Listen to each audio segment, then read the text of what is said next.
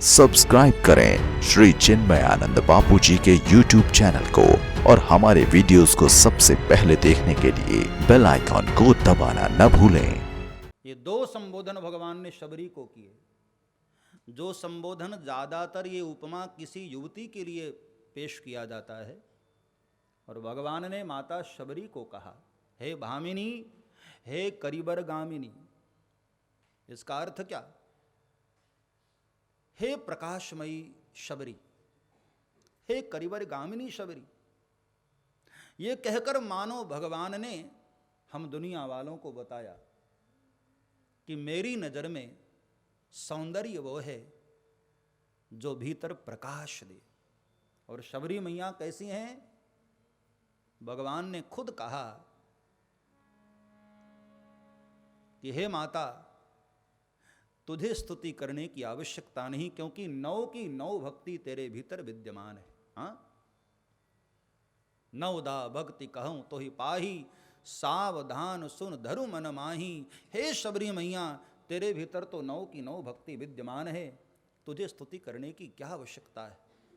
और नौ भक्ति हृदय में है, इसके कारण शबरी मैया का हृदय प्रकाशमान है। तो मानो भगवान की नजर में सौंदर्य की जो परिभाषा है वो सर्वश्रेष्ठ परिभाषा है भक्ति की। यही सुंदरकांड में बताने की चेष्टा की है भगवान के चरित्र के माध्यम से बाबा तुलसी ने। कि हकीकत में सुंदरकांड नाम इसलिए रखा क्योंकि वहां सीता जी बैठी हैं, सीता जी भक्ति स्वरूपा हैं, और भक्ति का जो सौंदर्य है वही हकीकत में शाश्वत सौंदर्य है। बाकी तो दुनिया का सौंदर्य ठीक है, हर सौंदर्य में कुछ न कुछ कमियां रहती, लेकिन सीता जी यानी भक्ति का जो सौंदर्य है वह कभी घटता नहीं है, हमेशा एक जैसा रहता है, हमेशा कायम रहता है, शाश्वत रहता है। इसलिए भगवान शबरी मैया के माध्यम से, शूर्पणखा के माध्यम से ये दर्शन करा दिए। देखो, शूर्पणखा विचारी बड़ी चेष्टा की, बड़ी कोशिश की कि एक बार भगवान, एक बार सरकार हमको सुंदरी कह दें, लेकिन भगवान ने उसको सुंदरी नहीं कहा। शबरी मैया जिसने कोई आग्रह नहीं, जिसने कोई चेष्टा नहीं की और बूढ़ी है माता, उनको भगवान ने सुंदरी कहकर संबोधन किया। हाँ, कह रघुपति सुनो भामिनी बाता, मानहु एक भगति करुणाता, मानहु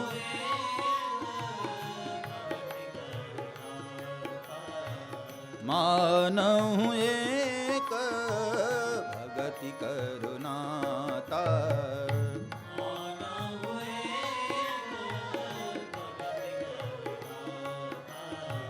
कह रघुपति सुनो भामिनी बाता।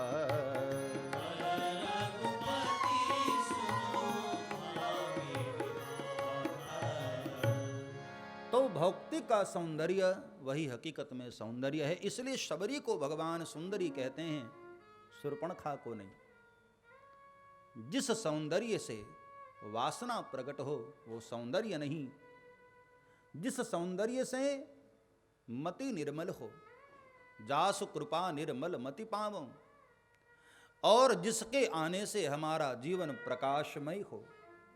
वासना अंततो गत्वा अंधकार की ओर ले जाती है, हाँ, और भक्ति सदैव परम प्रकाश की ओर लेकर जाती है। तो भगवान की नजर में सौंदर्य की जो व्याख्या है वो ये भक्ति का सौंदर्य ही शाश्वत है। और सुंदरकांड का जो मूल चरित्र है, जो केंद्र है, वो है सीता जी तक पहुंचना। साधक किस प्रकार भक्ति मैया तक पहुंच जाए, शांति प्राप्त कर ले, यही सुंदरकांड का मूल उद्देश्य है। और पहुंचना भी किसको है? बंदर को। हाँ, मानो एक प्रकार का व्यंग है। साहित्य में बंदर को कुरूपता का पर्याय माना गया। किसी को बहुत कुरूप कहना होता है तो हम लोग क्या कहते हैं, अपनी शक्ल देख बंदर जैसा लग रहा है। हाँ, बंदर मतलब कुरूपता का पर्याय। हनुमान जी बंदर है, लेकिन बंदर होते हुए भी श्री हनुमान जी महाराज ने सियाजू को प्राप्त कर लिया। ये बहुत रहस्य की बात है। मानो बाबा तुलसी ने इशारा किया कि जब हनुमान जैसे बंदर ने सियाजू को प्राप्त कर लिया, इसका मतलब ये होता है हमारी भक्ति मैया ऐसी है जिसमें वो सामर्थ्य है कि बंदर को भी सुंदर बना दे, बंदर को भी धन्य कर दे। सब्सक्राइब करें श्री चिन्मयानंद बापू जी के YouTube चैनल को और हमारे वीडियोस को सबसे पहले देखने के लिए बेल आइकॉन को दबाना न भूलें।